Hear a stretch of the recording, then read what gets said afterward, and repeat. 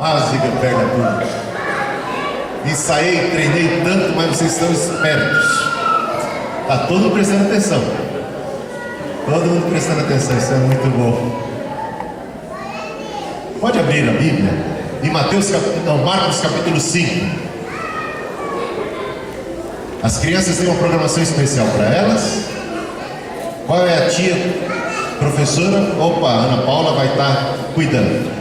Ana Paula, pode vir aqui à frente, aí todo mundo vai poder te ver. Crianças, atenção, olha lá, a professora de vocês. Podem acompanhar. E para acompanhar a professora não precisa fazer barulho. Não precisa nem abrir a boca, é só andar. Não é não? Aê, é tão bom ver crianças na igreja. Elas fazem um pouquinho de bagunça, mas eu prefiro assim do que criança nenhuma. O que você acha? Hã? Eu quero mais criança na igreja. Quero mais criança. E a gente com paciência, com jeitinho, os pais dando uma cutucadazinha aqui e lá, a gente vai caminhando, a gente sobrevive, porque é lugar de criança a igreja do Senhor. Deixar vir a meus pequenos. Então, Marcos capítulo 5. Marcos capítulo 5. Vocês já leram o capítulo 5 de Marcos? Já leram ele inteiro? Repararam que Marcos conta 5 histórias? Não, capítulo 5 de Marcos conta 3 histórias. 3 encontros de Jesus. 3 encontros dramáticos.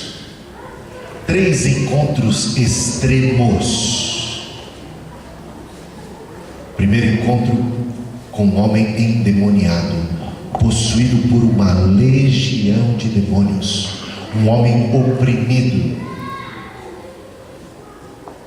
Às vezes você pode dizer assim: ah, mas isso não tem nada a ver comigo, eu não estou endemoniado. Mas você pode estar escravizado, dominado por alguma coisa, não é? Às vezes é o álcool. E quantas não são as pessoas escravizadas à bebida?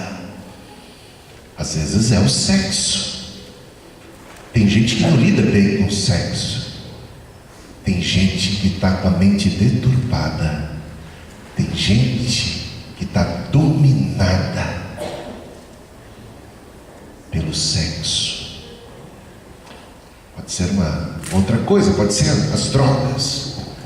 E as drogas não são um verdadeiro demônio na vida das pessoas? Você que foi criado à imagem e semelhança de Deus, você que foi criado com Deus dizendo para você agora: dominai,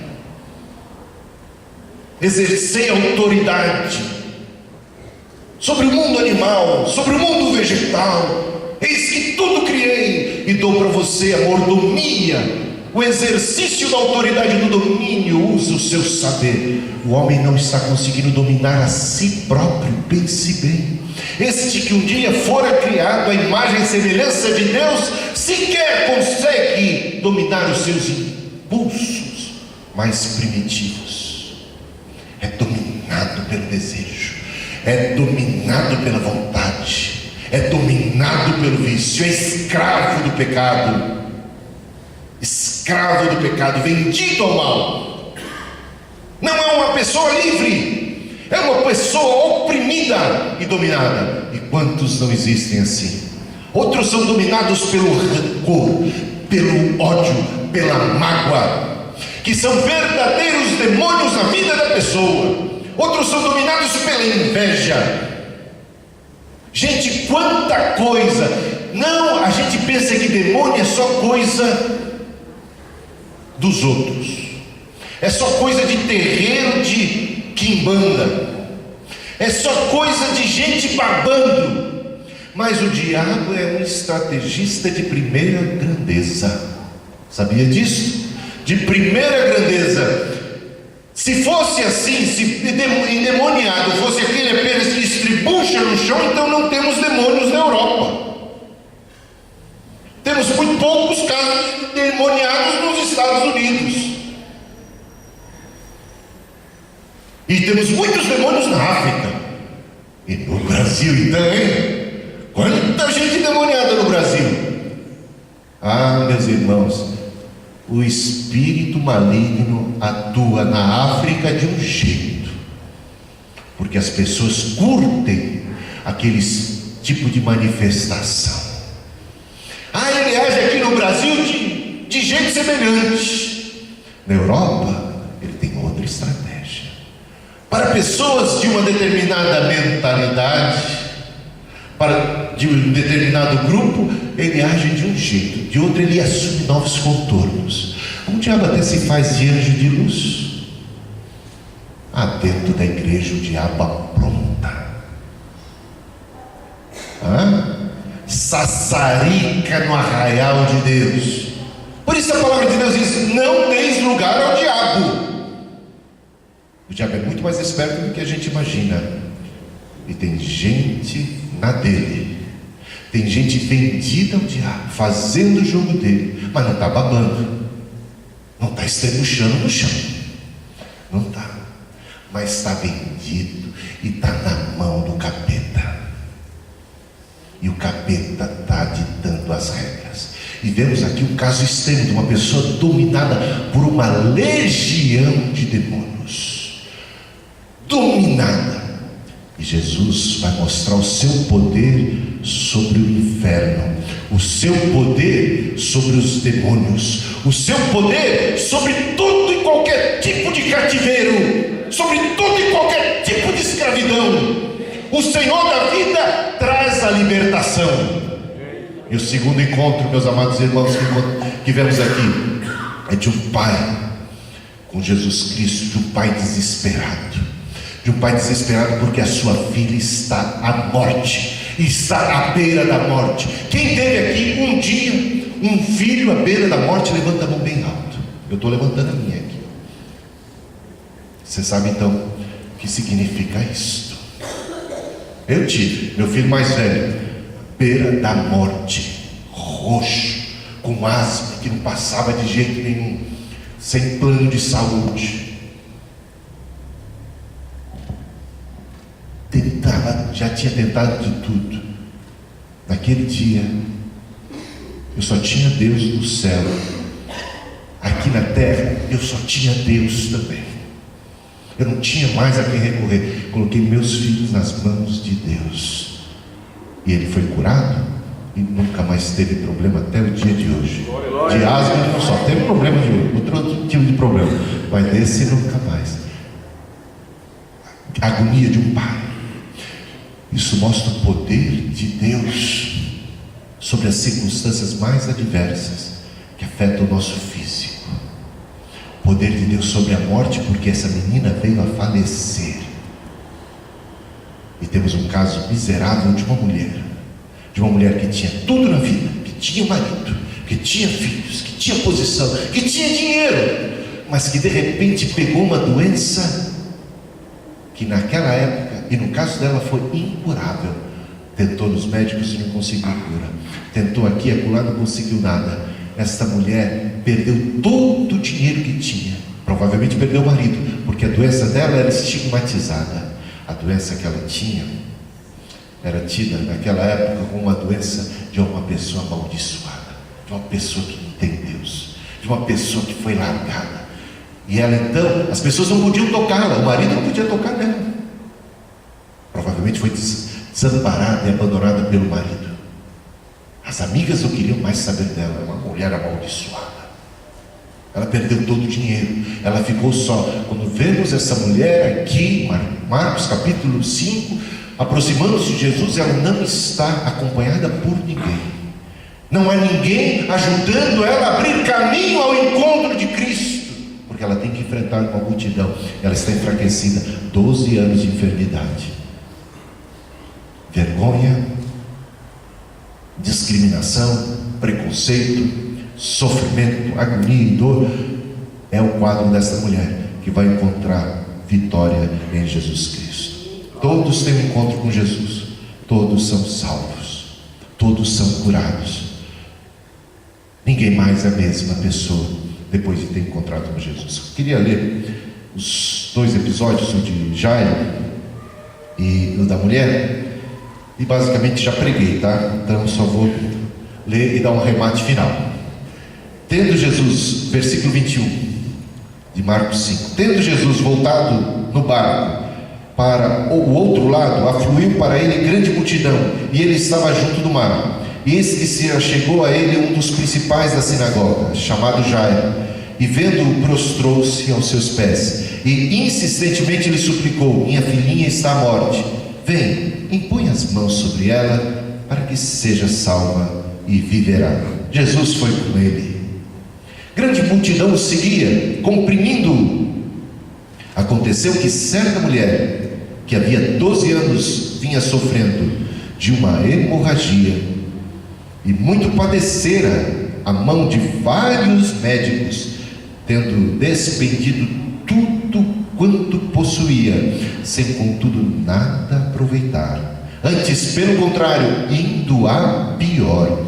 Tendo ouvido a fama de Jesus vindo por trás dele, por entre a multidão, tocou-lhe a veste, porque dizia: se eu apenas lhe tocar as vestes, ficarei curada.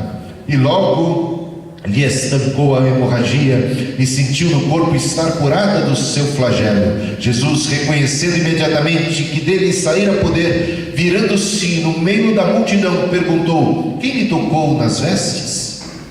Responderam-lhe seus discípulos: vês que a multidão te aperta e dizes: quem me tocou?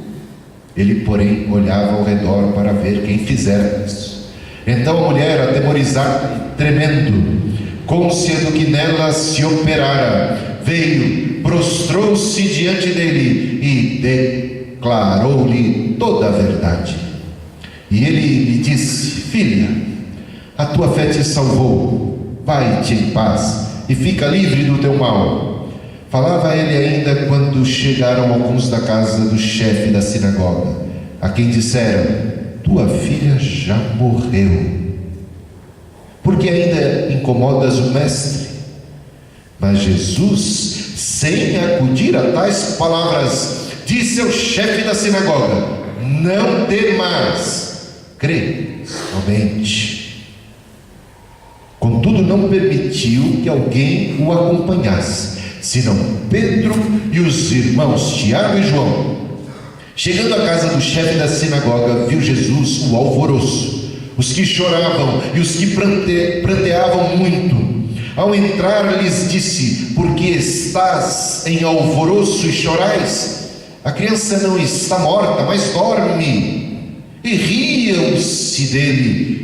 Tendo ele, porém, mandado sair a todos, tomou o pai e a mãe da criança e os que vieram com ele, e entrou onde ela estava.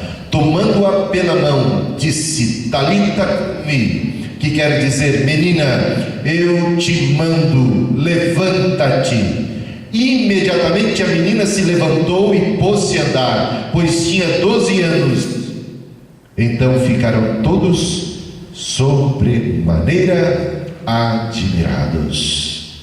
Palavra de salvação, palavra do Senhor a nós nesta noite. Duas pessoas sofrendo muito. É muito curioso você observar o paralelo entre essas duas histórias que se mesclam.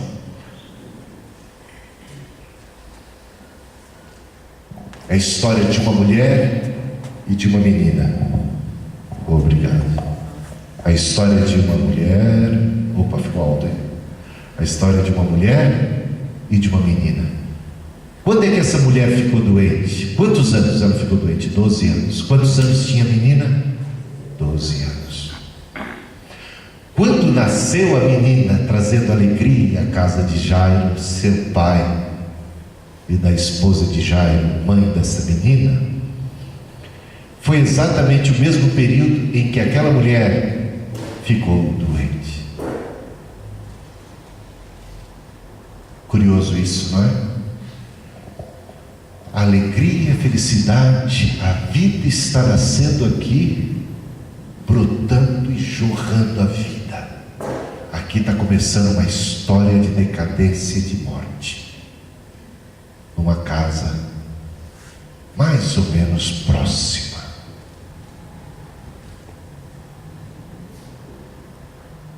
Doze anos, enquanto crescia esta menina alegre e feliz, saudável, cheia de vida, na companhia de seus pais, como uma criança qualquer e normal, esta mulher enfrentava os piores dias da sua existência. E a coisa foi só de mal a pior, só degringolando para a mulher. Enquanto esta crescia em estatura, em saúde, em vida, esta definhava dia após dia, perdendo tudo e ficando só, estigmatizada, debaixo de preconceito, debaixo de crítica. Já não bastava a sua enfermidade, já não bastava o seu drama, já não bastava ter perdido o marido, já não bastava não poder viver socialmente, normalmente, ainda tinha que ouvir aquelas críticas vorazes, aquela fofoca da comunidade que a tratava como uma desamparada de Deus, como uma mulher amaldiçoada que provavelmente merecia o que estava vivendo.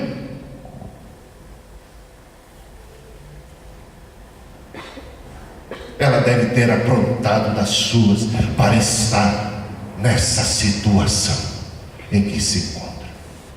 Bem feito. Isso dói, não dói? Você já está sofrendo, você já está na pior. Em vez de ter amparo e ajuda, compreensão, misericórdia, compaixão, essa mulher tudo tinha perdido, nada parecia dar certo, e ela ainda conservou um fio de esperança. E quando ouviu falar de Jesus, ela se agarrou com unhas e dentes. Ela tocou na veste, mas tocou como quem agarra a Jesus, como alguém que se agarra em Cristo pela fé. Vale a pena confiar em Jesus, vale a pena. Quando meu filho ficou doente, eu levei aos médicos 5 vezes naquele dia, num posto ao outro, e nada. Quando eles falharam, quando tudo parecia perdido, quando a situação deles só piorava, quando só sobrou Jesus. Quando eu descobri que eu só tinha Jesus, eu descobri a coisa mais importante da vida, que só Jesus basta. Amém. Só Jesus é suficiente. Aleluia. Glória a Deus. Glória a Deus. Com Jesus presente nunca é só. Marido abandonou, os médicos não deram resultado, ela está sozinha, só tem Jesus. Você tem tudo, quem tem Jesus tem tudo. Aleluia. Vale a pena, irmãos, vamos confiar. Essa mulher assim, 12 anos, e a outra feliz da vida, crescendo, saudável, de repente uma enfermidade. Às vezes está tudo bem com a gente, não está? Tudo bem com a gente, tudo bem com a gente. O nosso navio vai de vento em polpa, os ventos são favoráveis, as coisas estão boas. De repente um revés, de repente uma notícia, de repente uma confusão, uma reviravolta, de repente uma tempestade, de repente uma notícia terrível. Quem já viveu bastante, quem já viveu uma boa porção dessa vida, sabe do que eu estou falando. Sabe o que significa de repente? Coisas fora do controle, situações fogem à nossa mão e nos vemos perdidos e aflitos. É o caso desse pai. Sua filha está desenganada, sua filha está à beira da morte. Ele, sendo um dos principais da sinagoga, que geralmente, como religioso que era, não via Jesus com bons olhos, passou a ver Jesus de uma maneira bem diferente, e ver em Cristo a sua esperança. Ele vai ao encontro de Jesus, se prostra aos pés de Cristo, se agarra à fé. São testemunhos de fé da mulher, testemunhos de fé desse homem. E o maravilhoso é ver que Jesus vai com ele. Jesus foi com ele. Ele buscou Jesus. Ele quis levar Jesus à sua filha, à sua casa. Quem quer levar Jesus à sua casa hoje? Levanta a mão. Você quer mesmo? Jesus está aqui hoje, nessa noite, onde 2 ou mais estão reunidos no nome de Jesus, ali Ele está. Se você quer, olha só o que diz o texto bíblico: Jesus foi com ele. Você está se prostrando hoje aos pés de Jesus? Sua atitude é de um coração prostrado, que devota fé e esperança em Cristo. A sua situação é dramática. Saiba, Cristo está indo ao encontro da sua situação, ao encontro do seu drama. Ele foi com ele e vai com você. Aleluia.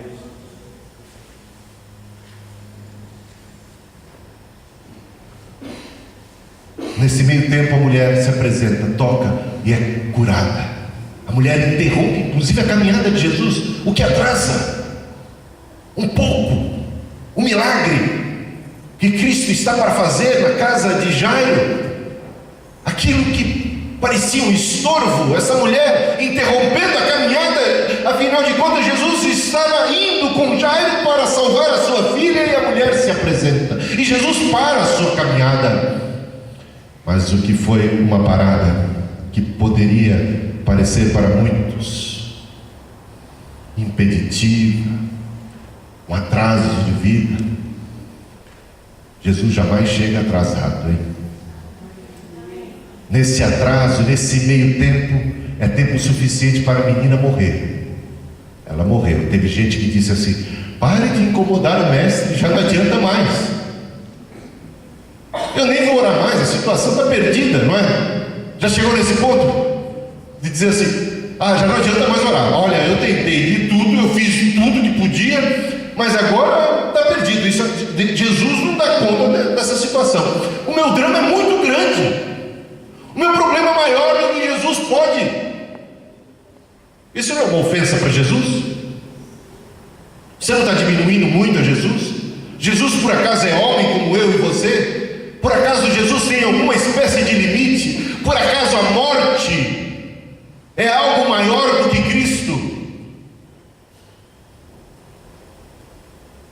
Quando essas palavras de amigos, ou de conhecidos, ou até de intermediários, discípulos de Jesus, poderiam ter dito isso: não incomodes mais o mestre, não incomodes mais o mestre, não há mais jeito, é um caso perdido. Jesus não acudiu a tais palavras. Jesus não acudiu a tais palavras. E você acolhe tais palavras no teu coração? Jesus não acolheu no coração dele. Jesus vai socorrer o Jairo, e aquela esperança de Jairo em Cristo, apesar da morte, floresce quando ele vê que aquela mulher é curada. Isso anima a fé do próprio Jairo, que segue adiante, levando a mulher. A menina está morta, mas Jesus continua caminhando comigo. Aí dá esperança, mesmo em vista da própria morte. Jesus chega na casa, ele deixa entrar os incrédulos? Não. Meus irmãos, os incrédulos sempre ficam do lado de fora. Os incrédulos não herdarão o reino dos céus. Os incrédulos não têm parte na igreja verdadeira de Deus, e nem no reino dos céus, e nem veem os milagres de Deus. os incrédulos ficam do lado de fora. Aos incrédulos é vedada a graça do milagre. Incrédulos como Pilatos, incrédulos como Herodes. Herodes pediu: faz o milagre, Jesus, para que eu possa crer. E não viu Jesus fazendo nenhum milagre, porque Jesus não faz milagre para que a gente possa crer. O milagre não antecede a fé. A fé precisa preceder ao milagre. A tua fé te salvou, disse Jesus para a mulher. A tua fé te salvou, disse Jesus para ela. É a fé, meus irmãos, o caminho para Deus. A gente está querendo ver para crer, mas a gente precisa ver para crer. A nossa fé não é fé, é ciência. Está entendendo? É ciência. O justo viverá pela fé. Só entra Pedro, Tiago e João. O pai entra também. O pai tem fé. Quem vai ver o milagre da ressurreição da menina? O pai que tem fé. Pedro, Tiago e João. A multidão fica de fora. A multidão fica de fora. Muitos são chamados, mas poucos são os escolhidos. Muitos são chamados, mas poucos são os escolhidos. A multidão que fique de fora. Hoje é dia de crer em Cristo e na sua palavra. Quem tem fé, verá. Quem não tem, quem precisa ver, Deus tem misericórdia. Deus nos ajude.